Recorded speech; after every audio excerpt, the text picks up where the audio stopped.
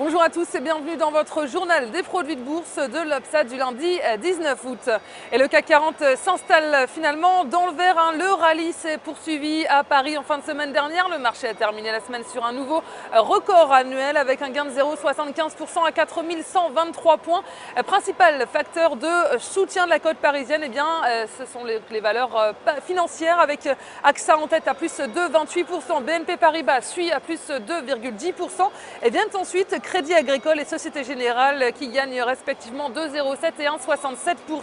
Et toujours du côté des valeurs, à retenir également l'annonce d'une prochaine acquisition de L'Oréal, le plus gros deal signé par le groupe de cosmétiques depuis 2008. Le géant des cosmétiques souhaite donc acquérir la société spécialisée dans les masques pour le soin du visage Magic Holdings.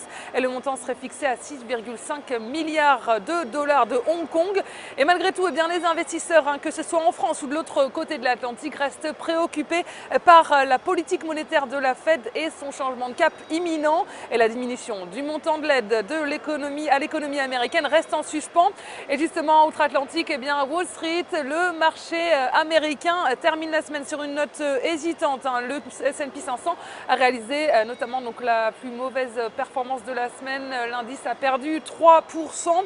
Et les investisseurs s'interrogent, on disait, sur la stratégie de la Fed. Beaucoup d'incertitudes, ils le savent. La réduction du programme de soutien à l'économie américaine est imminente. Et la diminution du montant de cette aide reste en suspens et continue d'alimenter les spéculations. Et les États-Unis étaient en première ligne aujourd'hui sur le plan des statistiques. Les marchés ont décortiqué de nouveaux indicateurs qui ont déçu. Finalement, la reprise économique semble un peu plus lente qu'espéré. La déception vient du secteur de l'immobilier, un secteur particulièrement surveillé par les investisseurs. Et les mises en chantier de logements sont ressorties légèrement inférieures aux attentes. L'indice de confiance des consommateurs ressort lui aussi un petit peu en dessous des attentes. Et en revanche, la productivité du deuxième trimestre ressort, elle, meilleure qu'espérée. Et sur le plan des valeurs, Dell est en légère hausse. Le titre est au cœur d'une bataille boursière. Il continue de subir la crise du PC. Il a d'ailleurs publié des résultats trimestriels moins mauvais que prévu.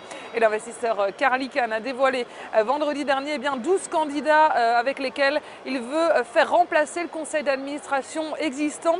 Bref, les risques sont limités sur le marché new-yorkais. Le doute persistant des investisseurs sur la stratégie de la Fed profite aux billets verts. Et donc sur le plan des devises, cela se traduit par une baisse de l'euro face au dollar à 1,3334. Et la valeur du jour, c'est l'opérateur Bouygues. Graphiquement, le titre continue d'être soutenu par ses moyennes mobiles à 20 et 50 jours positivement orientées.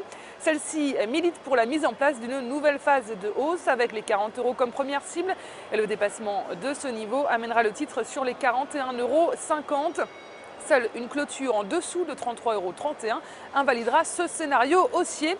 La stratégie qui vous est proposée pour jouer cette valeur, c'est l'achat du Varenne Call Saint-Gobain à 4674 T d'Unicredit au prix d'exercice de 35 € d'échéance au 6 décembre 2013.